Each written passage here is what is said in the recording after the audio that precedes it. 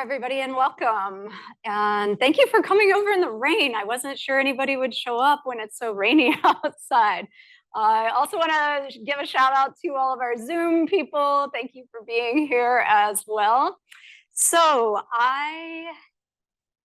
did I go the right way? There we go. Okay. Oh, that's great. So this is not the talk that I have prepared for the most, because when Nicole reached out to me, I was getting surgery on my rotator cuff and bicep. So I have this contraption that my family is finding all sorts of uses for, like the shelf that I can put my clicker on and places to put my cell phone. So it is a creative presentation today. I was like, Nicole, I'm not sure I can do it because I just had surgery. Let me think about it. And then I thought, oh, I love it when people support positive psychology. And then I have been studying wellness for a long time. And I'm like, this is the perfect opportunity to combine the two. So I said, okay, go ahead. And I'll try to do the best I can to put this together. So that is my disclaimer here, that we are creatively working through this together. And this will be a creative process. I hope you're thinking about your own habits as we move along through the talk today, because probably most of us have something in our daily habits that we could tweak a little bit related to wellness and positive psychology. But I first always like to give some gratitude, because gratitude is one of our positive psychology most evidence-based techniques. And I want to thank Nicole for working with me through all of my surgery and being patient with my responses, and to the Buckeye Wellness program for supporting positive psychology. In addition, thank you to all of you for being here. I appreciate your attendance and also your attention as we move through. But this is a good reminder as well, the holiday time coming up with Thanksgiving and other holidays. Thinking about other people we can thank is always an opportune time here at the holidays, when we can reach out and give some gratitude as well. So as we move along here, I'll give you some, action items, things you might consider doing, someone you could thank that you haven't had a chance to yet. I know I have a long list, especially my surgeon. I haven't even had a chance to thank him yet. And I think he did a pretty good job. So there's probably somebody out there we haven't had a chance to thank at this point. So this is research in progress. And honestly, I've been progressing it for 20 years, but still working on it. Flourishing is going above and beyond. So if you think of the wellness dimensions, we have our career dimensions, we have our physical dimensions, our intellectual dimensions, your spiritual dimensions. How are we doing in each of those areas? In the field of psychology, positive psychology specifically, we have this line of research about satisficers versus maximizers. Satisficers in their decision making, they will come across some different options and pick something, and they're happy with it. Like, this is okay. I can be content with this. But then you have maximizers who also tend to not always be quite as happy, but some of us just think that way by our normal lines of contemplations, and we want to maximize everything. And I tend to fall on that maximizer side. So not just wellness, flourishing wellness, being at your very best. Are we feeling like we are at our very best? What could we tweak in our day-to-day habits that would help us be at our very best? So we think about that, because life is difficult. Life has a lot of ups and downs, and through these life challenges, how do we stick to the habits that we most desire? It's challenging. I study this and I still can't do it. So it's a work in progress. We are our best selves and a work in progress. That's partly why I always use the term hope. We are hoping for our best selves. We can't always accomplish it, but we have to continue to hope, continue to tweak, continue to re-engineer our habits. So what is positive psychology? How can it help us in these situations? Well, positive psychology is an approach that emphasizes our strengths. The history of psychology, you might think all the way back to Freud and the unconscious with the id, the ego and the superego. But with positive psychology, we are thinking of human flourishing. How can we be at our very best? How can we add just a little bit of something different to make our lives a little bit happier, a little bit more productive? And so in this graphic here, you can see a variety of areas that are covered in positive psychology. Wellness crosses over many of these areas when we think about being resilient, when we think about having emotional intelligence, that emotional dimension of wellness. So positive psychology covers quite a few techniques that we will touch on a few. We are really just getting the very tip of the iceberg today with positive psychology. I just returned from the International Positive Psychology Association conference in July. And this was a conference in Vancouver. We have people all around the world studying positive psychology. So it's advancing a great deal throughout the world. However, we can continue the study, continue advancing in this area, especially by reaching out to a variety of other disciplines, medicine, education, business. So positive psychology can help a little bit in all these different areas. Now, sometimes when I tell people I'm studying positive psychology, they'll say something like, that sounds like a bunch of fluff. Or is that toxic positivity? Like, what's the difference there? So there's always some negative views of positive psychology to get through. And even we just, over in the psychology department, we were able to get a class in positive psychology supported as part of our general education program. It was difficult though, and we often had questions about what's the evidence base for this? Can you add more research for this? And so we like to emphasize that it is a scientific study. Toxic positivity, though, I still get a lot of questions about toxic positivity. And toxic positivity can occur in any field as well. And that's when we feel invalidated, when we feel like somebody doesn't have empathy.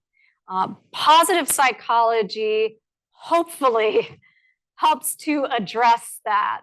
And we emphasize the importance of validating, empathizing, and listening in these skills of positive psychology. So toxic positivity does happen, but it is not the same as positive psychology. Now, our challenges to wellness, there are so many, and we think about how this can impact ourselves, but also the people around us when we don't believe in ourselves, when our self-esteem has been damaged, When we are so overwhelmed and overworked, we can't follow through on our wellness habits, and we also can't necessarily help others with theirs. So, as we're thinking about your challenges to your own wellness, what are those areas where we could do a little bit better in terms of our psychological approach? Okay, what are our barriers? What are those tiny switches we could make that would improve our life, whether it is our spirituality, our intellectual stimulation, our financial well-being? Whenever I mention to my students, like, what area is most challenging to you? Financial is that area of dimension where they are struggling. So we think about how we could do a little bit better to reach our best selves, especially utilizing positive psychology. Because sometimes we get into these self-fulfilling loops. We have a failure, and then we stop trying. Even though we might want to go to the gym 3 times a week, something comes up and we can't make it. And then we're just like, it's just not going to work. And so we start to get into these patterns of thinking that end up in our own ways of not accomplishing the goals we set for ourselves. So how can we break these cycles? How can we try to do something a little bit different? Because we have all these challenges. And sometimes our responses are not what we would prefer if we were conscious about them, if we thought about them ahead of time. So how do we cope? What do we do? We might turn toward unhealthy behaviors, and there are some of those listed up here. We think about how that impacts our health outcomes, and whether we're serving patients, whether we're serving students, we are role models. Are we able to follow through on our own goals? And if not, what are some of those psychological tweaks that we could make? How could we better engineer our own positive psychology? What are the details? What is the design to do just a little bit better? So engineering positive psychology, part of it is we have a lot of stress. So how do we cope? What are those ways of coping? How can we detect the areas where our thinking might derail us? Part of this is increasing our metacognitive skills. Are we thinking about how we are thinking? And in those thoughts, can we detect the tiny areas where we get off track? So how can we engineer it? How can we think about those patterns? Where is there a switch that we could easily flip to be more hopeful, to be more optimistic? Part of it is thinking about the ways we're thinking. And there are some techniques we could use. How do we track the ways we're thinking? It could be through journaling. Sometimes it helps a great deal to talk to somebody. Those conversations can lead to epiphanies. Sometimes talking to others about the way we're talking. I have 2 children, and one is very extroverted, and the other is a little more introverted. My extrovert is, when he comes across challenges, he'll tell me, he'll say it out loud, and then I can see how he's thinking. Now, my introvert, it's tougher. She keeps all of her thoughts to herself. So I have to be a little more creative how I get to those patterns of thinking. So for each of us, our techniques for metacognition, thinking about the ways we're thinking, might be a little bit different for each one of us. And this talk is also helping me because I have to give another very important talk coming up to my daughter's 9th grade class. And I'm sure they're also going to be enthusiastic, hopefully, but a good challenge to present this information to. So how do we go about it? We think about the ways we're thinking, and positive psychology helps us think about our hope. If we're having these challenges and we detect areas where we tend to give up, how can we continue to regenerate hope? Hope theory is one of our long-standing areas of positive psychology. And hope theory contains 3 aspects. One is setting goals. How can we set goals in each area of wellness to reach that flourishing best self level? Number 2 is thinking about multiple pathways. So if we come across a challenge, what's our plan to try again? If these are such important goals to us, how can we create a fail-proof plan? And part of it is multiple pathways. If one pathway closes, where does your next pathway open? Even those bottles, the bottles you all have for drinking water. With my surgery, I can't open them. Like my left hand is too weak. Like it's just not as smart as my right hand. And my right hand is just almost useless right now. So when I pick up the bottle, I can't open it. But I think of other ways, like, could I turn it, like, could I put it between my legs and like try to twist it this way? Could I put like some kind of wrench on there and try to open it? So I don't give up, in other words. Pathways is, okay, I can't open this bottle. I don't give up. I try another pathway. And with our wellness, like our areas of fitness, for example, or physical wellness, maybe we don't make it to the gym today. Okay, but we don't give up tomorrow. Maybe we move it to the morning instead of trying at night. So we continue to find some different pathways. Maybe it's not going to the gym for us. Maybe it is joining a bicycling group. So we continue to try, even though at first we might not succeed. That's the second dimension of hope theory. The third dimension is that we continue to find agency. And agency is that we can find resources to help us, seeking help from other people, continuing to think, I can do this. So it's motivation. So along this pathway to our goals, can we find multiple pathways? And on those pathways, can we collect resources?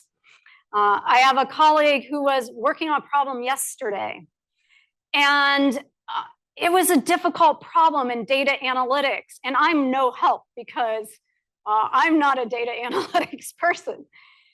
But she kept asking other people and kept trying. So she didn't give up. She kept looking for new ways of going about it and seeking help from others. So she was collecting that agency, collecting resources along the way to find solutions to her goals. So hope is one of our positive psychology techniques that we could use to help us get there. So when you see hope in the title, for us in positive psychology, it's not just I'll toss in hope. It's meaningful. It's a theoretical perspective.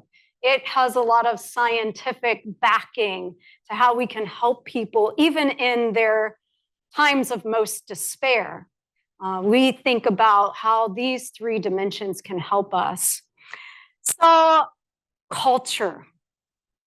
We can try to be hopeful in ourselves and with our wellness, but culture can also help us a great deal. The research indicates, most recently through neuroscience, you might have heard the term learned helplessness. You know, when we come across a lot of obstacles and difficulty, the thinking was that our default mode is helplessness. And so our default mode is, yes, helplessness. So what we have to learn is hopefulness along the way.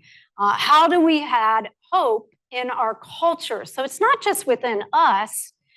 We look around our cultures as well, and we can assess, you know, are we in a culture that helps us be hopeful, that helps us think in positive ways? What is surrounding us on the day-to-day basis that either supports our dimensions of wellness or detracts? So what we have to learn when we come across a variety of obstacles is how to continue to mill, or how to continue to re-engage with hope, that engineering pathways of those resources. So with positive psychology, hope is one. Gratitude is another area. But we have many positive psychology techniques that can help us foster our wellness. Positive reframing, for one. This has classically been called the silver lining technique. When something bad happens to us, or when we have a failure, is there some way we can rethink it? Is there some way we can reframe it? But I've also had some challenges over the years. Can this fall into toxic positivity? So there is some areas to be careful there. You know, positive reframing, there are some difficulties. There are some tragedies, travesties that do not have a positive silver lining. And so having multiple techniques of positive psychology can help. We can't always reframe. Part of it might be grit instead, getting through with resiliency. We often talk in the field of psychology about not necessarily reframing, but moving through difficulty. And it's not always a pleasant pathway through, but getting through is the mentality that can help us step by step. We could use our character strengths in those steps. And some of you have probably taken a variety of strengths inventories over time. In the field of psychology, positive psychology specifically, we try to help you utilize your strengths to reach your flourishing wellness. What are your strengths that help you? We try to emphasize areas. So for me, my top strength, which you can take, one is through the VIA Character Strengths Inventory. This is out of Cincinnati, and they have the Values in Action Center there. For their medical program, they have the Mayerson Center. And Dr. Mayerson is a strong supporter of positive psychology. He comes to our positive psychology conferences. And his goal is to apply positive psychology to the medical field because it can be so challenging. And we think about this time period after COVID is especially challenging. For him, he is thinking about those strengths. How do we bring those strengths, whether we're working in the children's hospital or we're working in the psychiatric program? How can we bring strengths into it and let people know we're not broken? We just need to tap into what are our particular strengths in these areas. So knowing our strengths can be helpful. For me, and it's always interesting when you find out what your top strengths are. My top strength is the love of learning. So when I think about wellness, I think about, okay, how can I learn more? What can I read about it? But your top strength might be connecting socially. So for you, your best pathways to wellness might be reaching out to other people, might be finding groups that you can become involved in these different dimensions of wellness. So positive psychology has a variety of techniques. Sometimes it's even just seeing the humor of our difficult challenges. Like for me with this, I tore my rotator cuff and bicep coaching tennis. And I fell in front of my team in great pain and laid there on the court while they're like, "Ooh, are you okay?" And I'm like, "Nope, nope, I'm not okay." And one of my players, her parents are both physicians, and she's like, to break the tension, she's like, "I could call my parents and they could come and help out." So finding some humor in even these difficult situations, like I appreciated that. And it's a way of thinking that gets us moving a little bit instead of falling in these mindsets of despair. Even just a little bit of humor can help us connect to each other, help us get into that flow, finding those areas where we're really passionate. And part of that is with our areas of wellness too. Engagement and passion. If we think about, for example, our area of wellness with digital, so there are two new dimensions of wellness I didn't know about. I used to teach lifetime wellness when I first started teaching 20 years ago. And we didn't have digital wellness. And we didn't have creative wellness, which I learned from our wellness center here, have been added to our dimensions. So we think about our digital wellness. Sometimes it's easy to get into the flow with our digital devices. And I check my family about this sometimes too. Like, are we sitting here at dinner just on our cell phones the whole time? Or are we engaging with each other in the flow? Like, are we really interested in what each other is doing in our daily lives? So that crosses over into a couple of areas of wellness: emotional wellness, social wellness, digital wellness in terms of making sure we're not overdoing it in that digital space. And this last one, flourishing. Flourishing is a model constructed by Dr. Martin Seligman out of the University of Pennsylvania. And his model has shifted and changed a little bit over time as we think about making just these little tweaks. Where can we go from trying wellness, to flourishing? Just tiny tweaks in our way of thinking, in our way of being, that can help us. So we think about those metacognitive approaches, thinking about the way we're thinking, adding some of these listening skills, not only listening to others, but also listening to the self. What are we saying to ourselves on the day-to-day basis? These skills require practice. They're not just and wellness as well require practice. In sports psychology, we talk about psychological skills training. It's in a variety of these areas, whether it is confidence. I had a soccer player on our university team talking about his confidence level coming here from Canada. He was so nervous and he didn't know if he would be able to be successful here. And now he's a senior and he's worked his way through. So we think about how he developed his confidence over time. It takes practice, just like in sports. We can't do a serve one time and think, oh, we got it. Or we can't do a serve one time and fail and think, what's the use?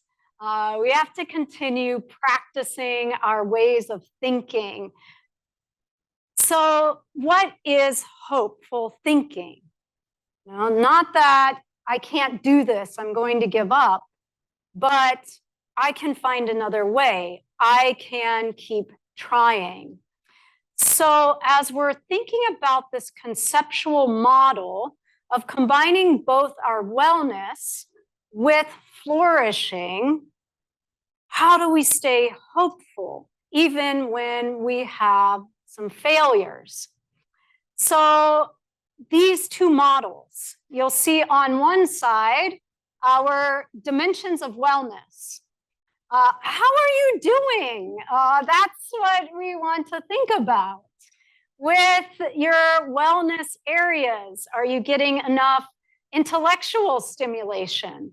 Are you getting your physical wellness going every day, whether it is exercise and the good nutrition that we had today in the Lunch and Learn? Thinking about our healthy habits with our physical body, like wearing our seatbelt even. Those dimensions, how are we doing? And there are scales of which you can mathematically find out how you're doing in each of these areas with specific survey questions. So how is your intellectual wellness? How's your emotional wellness, your financial?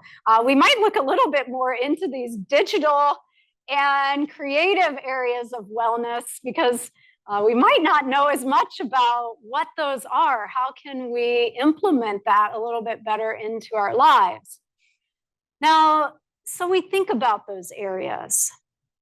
If we had to rate ourselves on how we're doing, are these areas present in our lives?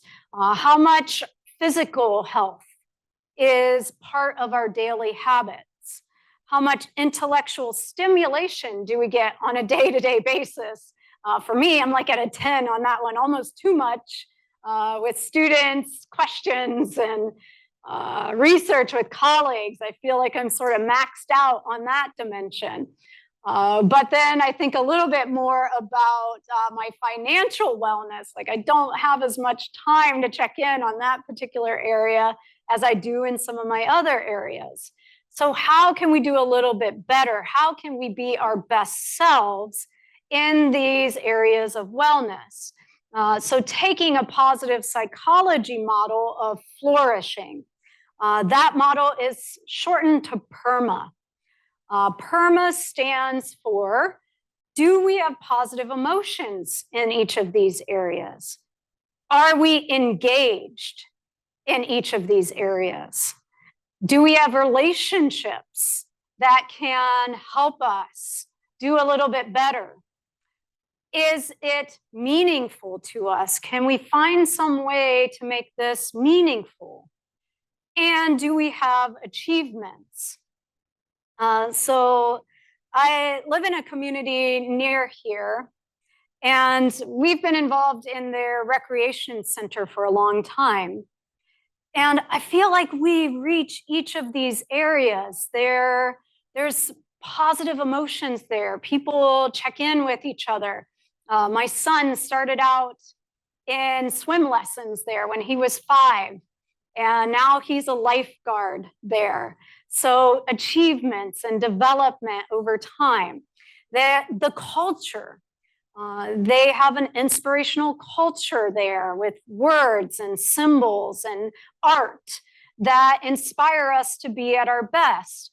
So we think about some of these cultures that help us be at our very best, that help us flourish. So how do we go about this? One example would be to take each area, each dimension, And it's a challenge. I still can't do it. And I study this. This is my area of expertise, and I still can't do it in every area. It's a challenge. How do we flourish in each area of wellness? So if we take spiritual, the spiritual dimension is just one example. Do we have positive emotions about our spirituality? Are we recognizing? Why is that so hard to say? Recognizing, still can't say it right. With some aspects of our spirituality, how are we feeling about it? So that emotional piece. Are we engaging in it? And again, spirituality doesn't have to mean religion. It could mean ways that we connect to something bigger than ourselves. I even think here, every time I park over by the football field, I just feel like this tiny person in this bigger, meaningful machine we have here. So being at the university adds a lot of meaning for me, like a spiritual, I feel like I'm contributing in a meaningful way to life. And then thinking about our relationships. Do we have relationships in that spiritual dimension that make us feel like we're bringing some meaning into our lives? And then are there some ways that we can achieve, try something a little bit different, do a little bit better? As we're looking through this, can we set some goals for ourselves? That hope theory coming in. What's one thing we could do a little bit better in this particular dimension? Is it developing some additional relationships related to spirituality? Is it getting more engaged in a place of worship? For each of us, it will be a little bit different. Even our environmental dimension, in the various environments we go into, how is our positive, are we having some positive emotions about it? So checking in with ourselves. I teach the psychology of emotions class. So part of our skills is like, are we checking in with ourselves? Like, how does this feel to us? Many of my students are going on graduate school visits. Like, how does each of those locations feel to you? Actually going in and getting that experience. Do you have some positive feelings there? Engagement. Like, are we engaged with our environments? Are we getting to that level of flow?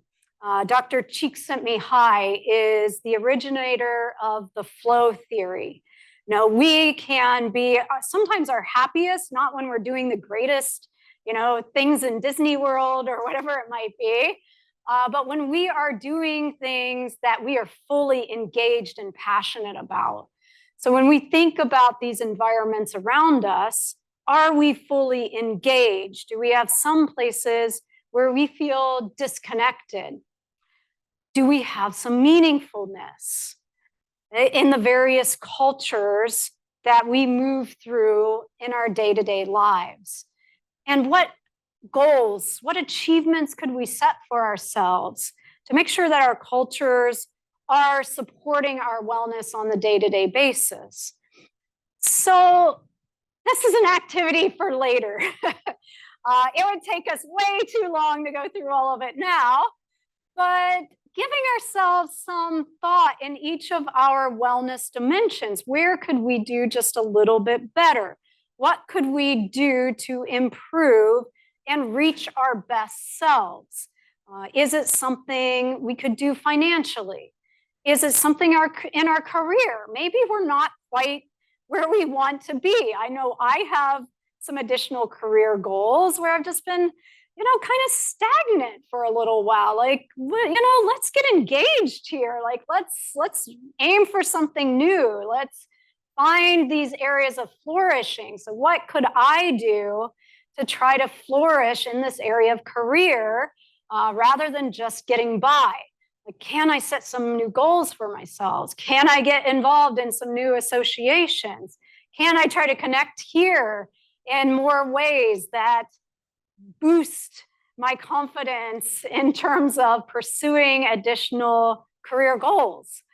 So we think about each of these areas. Is there something we could do a little bit different? Is there some place in our area of wellness that deserves a little bit more attention? And how do we put it into our daily schedule? That's like the hard part. Like, you can have these great engineering plans. We can engineer a great plan of wellness. But where do we fit it in our schedules? How do we follow through? That's the challenging part, is the day-to-day hope. Like, how do we keep adjusting our schedule a little bit to get in our physical health, our intellectual health, our emotional and relationship health? There's just so much.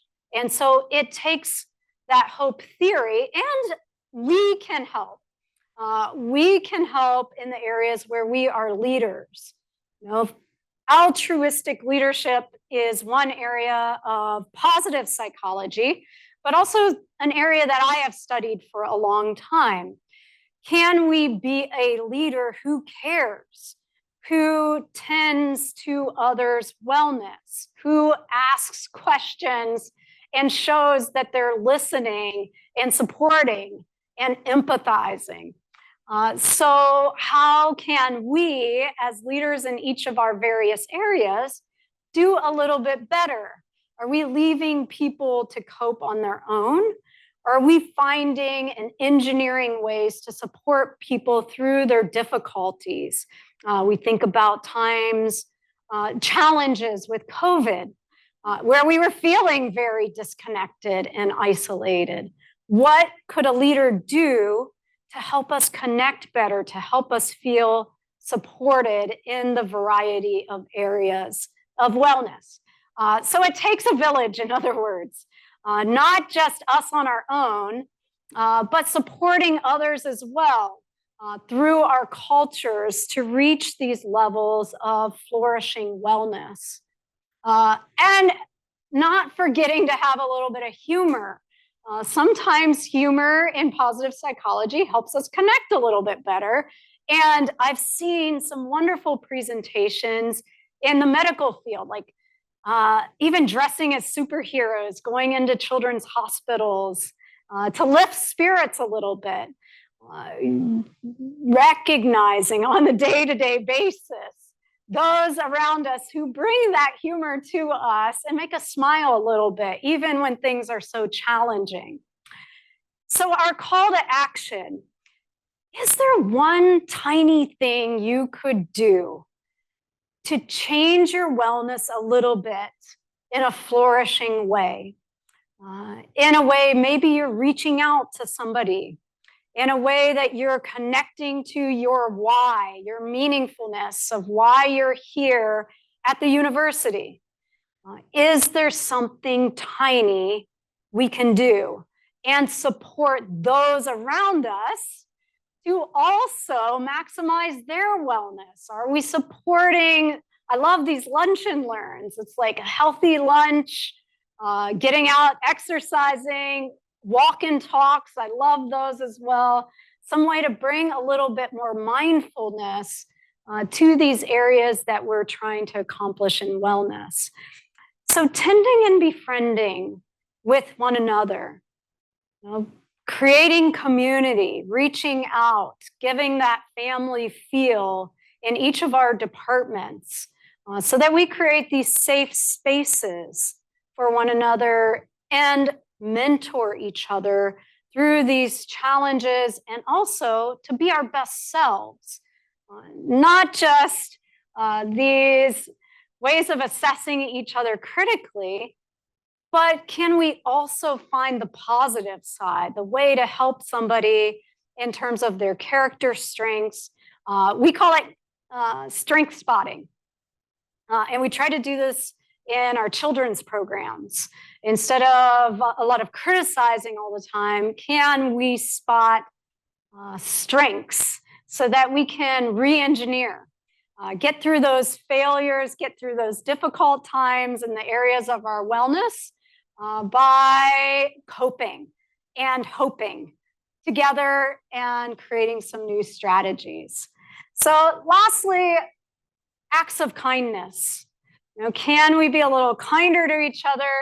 Can we think about how this brings meaningfulness into our various communities? And I think that's about it. I think Nicole has a few things for us as well, though.